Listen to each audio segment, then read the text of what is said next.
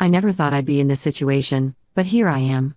My name is Olivia, 28F, and I've been married to Tyler, 30M, for 5 years. We met during our sophomore year of college when we were paired up for a group project in our economics class. I remember being struck by his easy smile and quick wit. We spent long nights in the library, working on our project and getting to know each other. By the time we turned in our final presentation, I was head over heels. Our relationship wasn't always smooth sailing. We had our fair share of arguments and misunderstandings, especially during our senior year when the stress of job hunting and graduation loomed over us. But we always managed to work through our issues, coming out stronger on the other side. When we both landed jobs in the same city after graduation, it felt like fate. We moved in together, and 2 years later, Tyler proposed during a weekend trip to the beach where we had our first vacation together. The first few years of our marriage were blissful. We were young, in love, and building our life together. We had date nights every Friday, took cooking classes together, and even started a small vegetable garden on our apartment balcony. Tyler was always thoughtful, surprising me with little gifts or planning weekend getaways. I thought we had it all figured out. About a year ago, my younger sister Amy, 24F, moved in with us. Amy and I have always been close, despite our 4-year age gap. Growing up, I was her protector, the one she came to with scraped knees or broken hearts. When our parents divorced during Amy's senior year of high school, I became even more of a parental figure to her, helping her navigate college applications and move into her dorm. Amy had just graduated with a degree in graphic design but was struggling to find a job in her field. She was working part-time at a coffee shop, barely making enough to cover her student loan payments. When I saw how stressed and defeated she looked during our weekly video calls, I couldn't bear it. Without much thought, I offered her our spare room until she got back on her feet. Tyler wasn't thrilled about the idea. He valued our privacy and was concerned about how having Amy around might affect our relationship. But after seeing how important it was to me, he agreed. I was so grateful for his understanding, and I promised it would only be temporary. At first, everything seemed fine. Amy was a model house guest, helping with chores and even cooking dinner for us a few times a week. She was actively job hunting and would excitedly share any promising leads with us over dinner. I was proud of how hard she was working and felt good about being able to help her during this tough time. Tyler and Amy seemed to get along well too. They discovered a shared love for obscure indie bands and would often spend evenings listening to records and discussing music. They even started going to yoga classes together a few times a week. I was happy to see my husband and sister bonding, thinking how lucky I was to have two of the most important people in my life getting along so well. But as months passed, I started noticing subtle changes in Tyler's behavior. He began coming home late from work, sometimes smelling faintly of alcohol. When I asked him about it, he'd brush it off, saying he was just having a few drinks with colleagues to unwind. I tried not to think much of it, focusing instead on my own career and helping Amy with her job search. I had my own stresses to deal with at work. I'd recently taken on a big project that required long hours and lots of travel.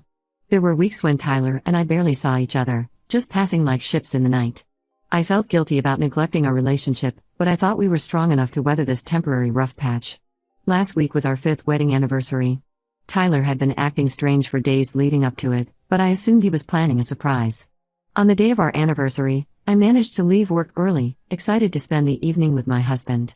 As I walked into our apartment, I heard muffled voices coming from our bedroom. My heart racing, I quietly made my way to the door. What I heard next shattered my world. It was Tyler and Amy, talking in hushed tones. Amy was saying, "We can't keep doing this, Tyler. It's wrong. She's my sister, your wife." Tyler replied, "I know, but I can't help how I feel about you. We'll figure something out." I couldn't believe what I was hearing. My husband and my sister? How long had this been going on? I felt sick to my stomach, memories of the past few months flashing through my mind. All those late nights at work, the yoga sessions, the hushed conversations that stopped when I entered the room, it all made a horrifying kind of sense now. Without thinking, I burst into the room. The looks on their faces confirmed my worst fears. Tyler jumped up, stammering, "Olivia, it's not what you think." Amy just sat there, her face pale with shock.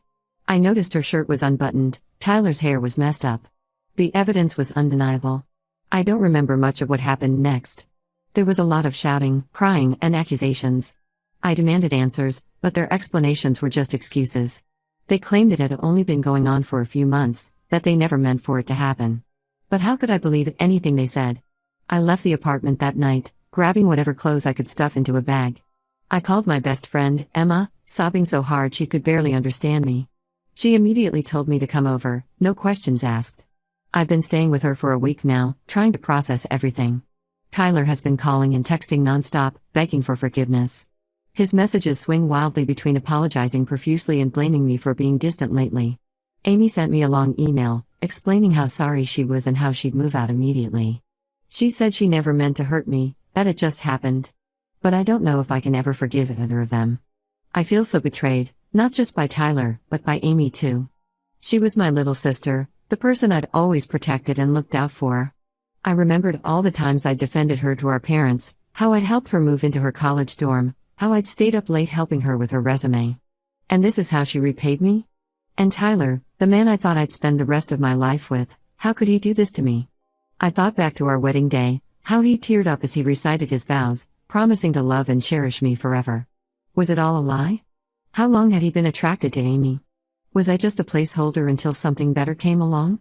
I'm lost and don't know what to do. Part of me wants to try and salvage my marriage, thinking maybe we could work through this. We've been through tough times before, though nothing like this. But another part of me knows I'll never be able to trust Tyler again. How could I ever look at him without wondering if he's thinking about my sister? And as for Amy, I can't even bear to think about her right now. The betrayal feels even deeper coming from her. She was family, the person I trusted most in the world after Tyler. Now I feel like I've lost them both. I've always been the strong one in my family, the one everyone else relied on. When our parents divorced, I was the one who held it together, comforting Amy and mediating between our parents. But now, I feel weak and vulnerable. I'm scared of what the future holds. Will I ever be able to trust anyone again? How do I move forward from this? I know I need to make a decision soon. Do I try to work things out with Tyler? Do I file for divorce? And what about Amy? Can I ever have a relationship with my sister again after this betrayal? The thought of family gatherings in the future makes me feel sick. How can I face our parents and explain what happened? My friends have been supportive, offering advice and shoulders to cry on. But they're all as shocked as I am, unsure of how to help. Emma has suggested I see a therapist, but the thought of rehashing this story to a stranger feels overwhelming right now. Work has been a welcome distraction, but I know I can't hide there forever. My boss has noticed something's wrong and has been understanding, but I know I'll have to face reality soon. Any advice would be appreciated. I feel so alone right now and could use some outside perspective. Has anyone else been through something similar? How did you cope? How did you move forward? Thank you for reading this long post. Writing it all out has been cathartic in a way, but it's also made everything feel so much more real. I guess I'm just looking for some support and guidance as I navigate this nightmare. Update 1, it's been 3 months since my last post, and I wanted to give an update on my situation. First, I want to thank everyone who commented and sent messages of support. Your words meant more to me than you could know during that dark time. After much soul-searching and several painful conversations with both Tyler and Amy, I've made some decisions. I filed for divorce from Tyler. As much as it hurts, I know I could never trust him again, and without trust, there's no foundation for a marriage. The betrayal was too deep, the wound too raw to heal. The decision wasn't easy. Tyler and I had one last long talk at a neutral location, a park where we used to have picnics in the early days of our relationship. He cried, begged for another chance, swore he'd do anything to make it right. For a moment, looking at him in the same spot where he'd once proposed, I almost wavered. But then I remembered the look on his face when I caught him with Amy, and I knew there was no going back. The divorce proceedings have been difficult. Tyler initially tried to contest it, claiming he made a mistake and wanted to work things out. He even suggested couples therapy, but I couldn't imagine sitting in a room with him and a therapist, rehashing the betrayal over and over. I told him that his actions had consequences, and this was one of them. Eventually, he agreed to an uncontested divorce, which should be finalized in a few months. As for Amy, our relationship is complicated. I've had several long, painful conversations with her. The first one was over the phone, about a month after everything happened. I was still so angry, I could barely speak without shouting. She listened, cried, apologized over and over. She told me things I didn't want to hear, how it started, how long it had been going on. It was like reopening the wound all over again. Amy's moved out of the city, taking a job offer in another state. She says she needs time to work on herself and figure out who she is. Part of me is relieved she's gone, but another part misses my little sister. I keep thinking back to when we were kids, how she used to follow me around like a puppy, how I taught her to apply makeup, how I helped her get ready for her first date. It's hard to reconcile those memories with what she's done. The hardest part of all this has been telling our family. Our parents were devastated. Mom cried for hours when I told her, asking over and over how this could have happened. Dad got angry, threatening to disown Amy. It's caused a rift in the family, with some taking sides. Aunt Sarah insists I should try to forgive Tyler, while Uncle Mike thinks I should press charges for adultery. It's painful to see, but I know it's not my responsibility to fix it. I've moved out of the apartment Tyler and I shared. Too many memories there. I found a small studio across town and have been slowly making it my own. It's strange living alone after all these years, but also liberating in a way. I'm rediscovering who I am outside of being a wife and a sister. I've started painting again, something I gave up when work got busy. My little studio is slowly filling up with canvases, abstract pieces full of dark, swirling colors. It's not great art, but it helps me process my emotions. Work has been my saving grace through all of this. I've thrown myself into my job, taking on extra projects and responsibilities. My boss has been understanding, giving me flexibility when I need it for lawyer appointments or therapy sessions. I've even been considered for a promotion, which is both exciting and terrifying. Part of me wonders if I'm ready for more responsibility when my personal life is such a mess. Yes, I've started therapy. It was hard at first, admitting I needed help, but it's been incredibly beneficial. My therapist has been helping me work through my feelings of betrayal and anger, and helping me build my self-esteem back up. We've been exploring why I always felt the need to be the strong one in my family, and how that might have affected my relationships. I've also started reconnecting with old friends, people I had drifted away from during my marriage. Their support has been invaluable. We've had movie nights, gone for hikes, and just spent time talking.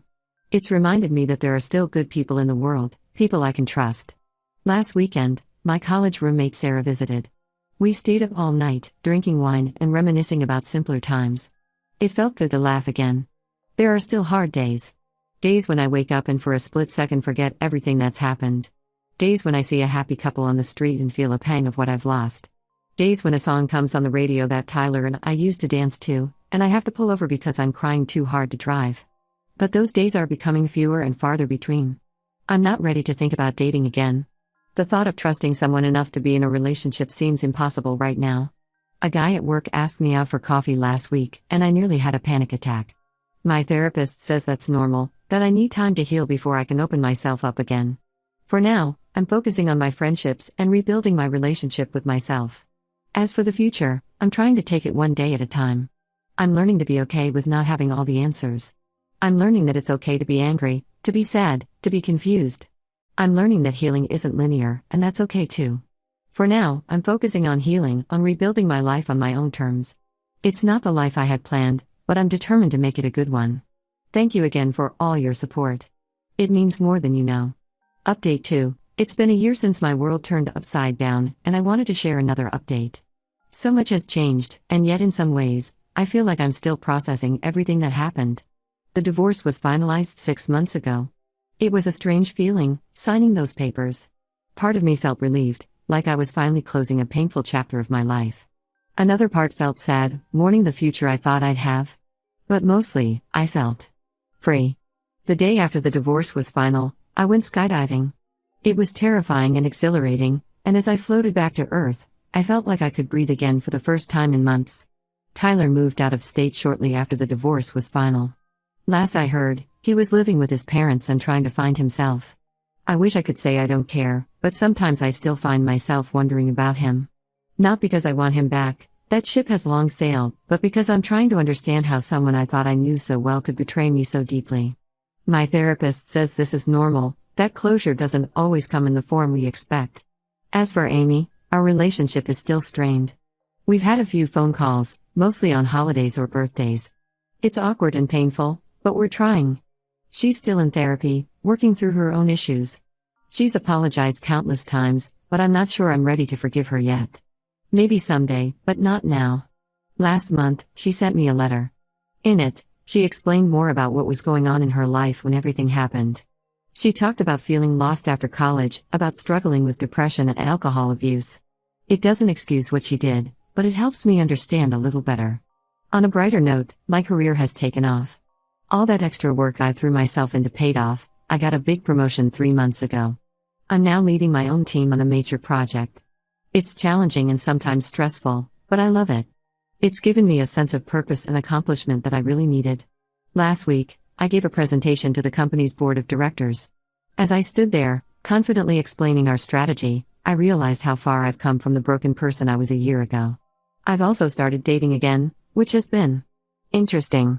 My first few attempts were disasters. There was the guy who spent the entire date talking about his ex, the one who asked if I was damaged goods because of my divorce, and the one who I'm pretty sure was just looking for a free meal. I was so scared of being hurt again that I kept everyone at arm's length. But after some more therapy and a lot of self-reflection, I've started to open up more. There's one guy, Alex, 32M, who I've been seeing for about 2 months now. We met at a local art gallery opening. He's an architect with a passion for abstract expressionism. He's kind, funny, and patient. He knows about my past and understands when I need to take things slow. It's too early to say where it's going, but for the first time in a long time, I'm excited about the possibility of a future with someone. Last weekend, he surprised me with a picnic in the park.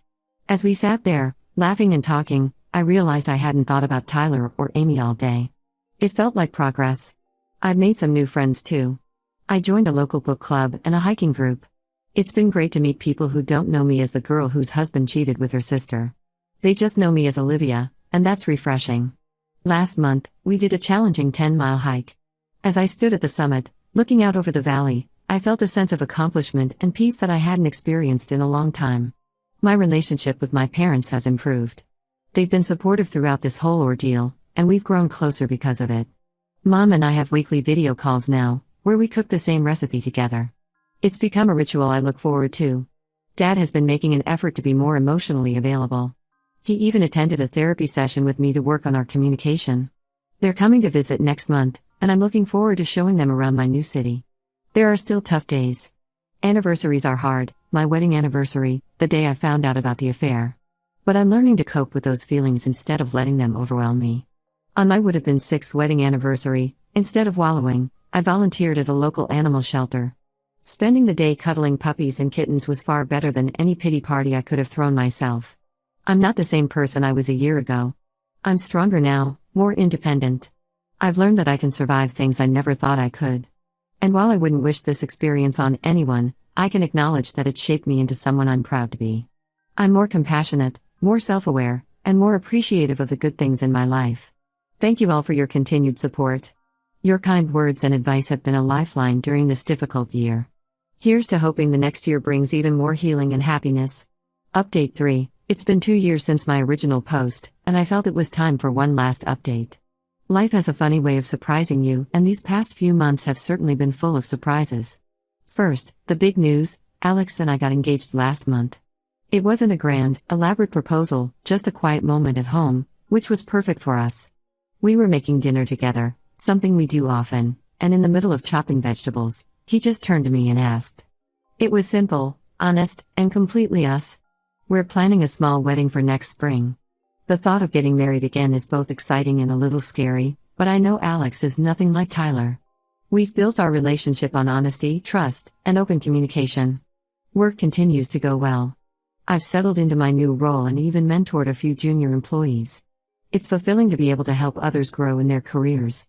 Last quarter, my team's project exceeded all expectations, and we received special recognition from the CEO. It felt good to be acknowledged for my hard work, especially after everything I've been through. As for my family situation, there have been some developments. Amy reached out to me about 6 months ago, asking if we could meet in person. After much deliberation, I agreed. We met at a neutral location, a coffee shop in a city halfway between where we both live. It was an emotional meeting. Amy has been sober for a year now, which I didn't even know she struggled with. She explained that her alcohol abuse had been a factor in her poor decisions, though she was quick to say it wasn't an excuse. She's been working hard in therapy and making amends to those she's hurt. We talked for hours, crying and laughing and remembering. It wasn't easy, but it felt like the first step towards healing our relationship. We're not back to where we were before, I don't think we ever will be, but we're building something new. We text regularly now and are planning to spend the holidays together with our parents. It's still awkward at times, and there are moments when the pain of betrayal resurfaces, but we're both committed to rebuilding our sisterly bond. Speaking of parents, they've been my rocks through all of this. They're thrilled about my engagement to Alex and have welcomed him into the family with open arms. It's heartwarming to see them happy again after all the pain our family has been through. Mom has already started planning the wedding, and Dad has been giving Alex tips on how to handle the strong-willed women in our family. I haven't heard from Tyler in over a year, and honestly, I'm okay with that. Whatever happens in his life now is his business. I've let go of the anger I held towards him. It doesn't serve me anymore. Sometimes I still think about him, wondering if he's found peace or if he regrets his actions. But those thoughts no longer consume me. As I look back on the past 2 years, I'm amazed at how far I've come. There were days when I thought I'd never smile again, never trust again, never love again. But here I am, engaged to a wonderful man, successful in my career, and rebuilding relationships I thought were lost forever. My journey of healing continues. I still see my therapist, though less frequently now. I've learned to be kinder to myself, to set boundaries, and to prioritize my own well-being. I've also started volunteering at a support group for people going through divorces. It feels good to be able to help others who are where I was 2 years ago. To anyone out there going through something similar, please know that it does get better. It's not easy, and it doesn't happen overnight, but with time, support, and a lot of self-work, you can come out the other side stronger than ever. You are more resilient than you know. Thank you all for being part of my journey. Your support, advice, and kind words have meant the world to me. This will be my last update. It's time to close this chapter and focus on the bright future ahead. Wishing you all the best.